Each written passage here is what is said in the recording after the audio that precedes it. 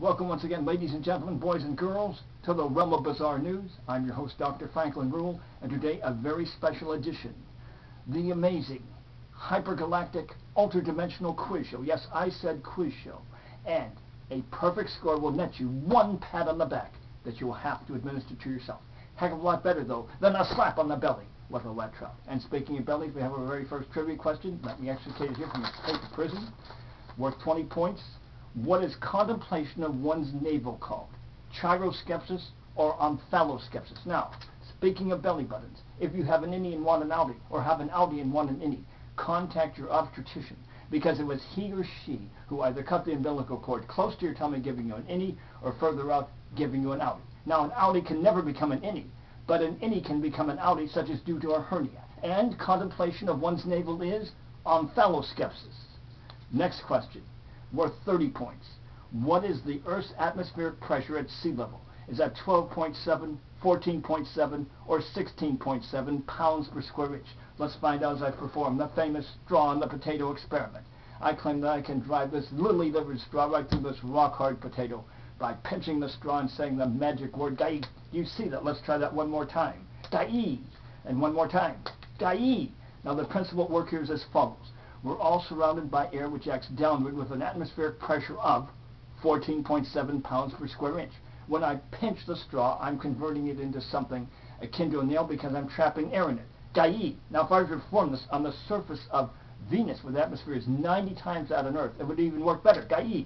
And contrary-wise, if I were to perform it on the surface of Mars, where the atmosphere is much thinner, it would not work quite as well. Gai. Do you see that? One potato, 6 straws.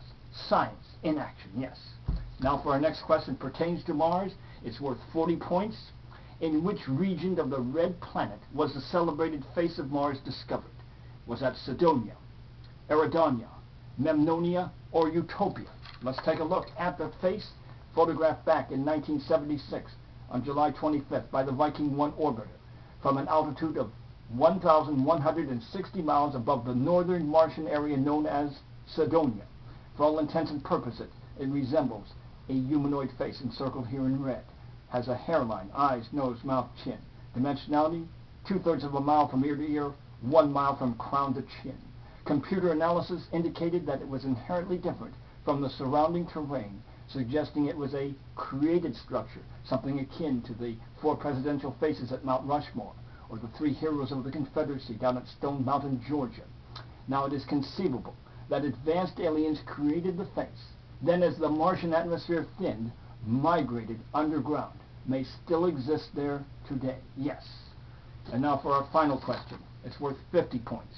What is the British term for the hood of a car?